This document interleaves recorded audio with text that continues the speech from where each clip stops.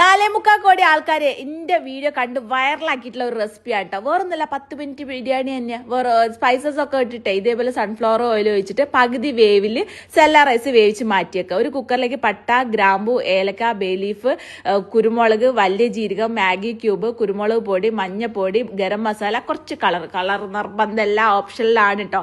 Chicken ഇതേപോലെ layer ഇട്ട് കൊടുക്കുക. പച്ച ചിക്കനാണ്, വേവിച്ചിട്ടൊന്നുമില്ല. ഇതുപോലെ മിക്സ് ചെയ്തിട്ട് ലെയർ ചെയ്ത് മാറ്റി വെക്കട്ടോ. കുറെ ആൾക്കാർക്കുള്ള സംശയമാണ് പച്ച ചിക്കൻ ആണോ വേവിച്ചിട്ടുണ്ടോ എന്നുള്ളത്. അപ്പോഴേക്ക് നമ്മളെ റൈസ് ഇവിടെ റെഡി ആയിട്ടുണ്ട്. എന്നിട്ട് കുറച്ച് സൺഫ്ലവർ ഓയിൽ ഇതിന് മേലെ കൂടെ ഇങ്ങനെ ഒഴിച്ച് കൊടുക്കുക. എന്നിട്ട് നമ്മൾ വെന്തിട്ടുള്ള, അതായത് പകുതി വെന്തിട്ടുള്ള ചോറില്ലേ, അത് ഇതുപോലെ ഒന്ന് ഇതാക്കുക. അമർത്തി കൊടുക്കരുത്, പ്രത്യേകം ശ്രദ്ധിക്കണം കേട്ടോ. ഇത് ചീത്ത പറയുന്നത് എന്താ പറയുക, പിന്നെയും ചോദിച്ചുകൊണ്ട് നിൽക്കും. ഇതുപോലെ കരിക്കട്ട ഒന്ന് ഇങ്ങനെ കത്തിച്ചിട്ടേ അതിന് മെല്ലെ സ്മോക്ക് ചെയ്ത് കൊടുക്കുക. ഇതുപോലെ വേണമെങ്കിൽ ഗാർണിഷ് ചെയ്യാൻ നിർബന്ധമൊന്നുമില്ല. ഇതുപോലെ മഞ്ഞപ്പൊടി, പിന്നെ കുറച്ച് കളർ നിർബന്ധമില്ല. ഇനി കളർ കണ്ടിട്ട് ഇനി ചീത്ത പറയാൻ നിൽക്കണ്ട കേട്ടോ. ഇതുപോലെ ആക്കി കൊടുത്തിട്ട് സ്മോക്ക് ചെയ്ത് കൊടുക്കുക. പക്ഷെ ഞാൻ സ്മോക്ക് ചെയ്തപ്പോൾ തിരക്ക് പിടിച്ചാക്കിയപ്പോൾ സ്മോക്കൊന്നും ആയിട്ടൊന്നുമില്ല. നിങ്ങൾ ചെയ്യുന്ന സമയത്ത് സ്മോക്കൊക്കെ വരണം കേട്ടോ. ഒരൊറ്റ വിസിൽ മതി കേട്ടോ.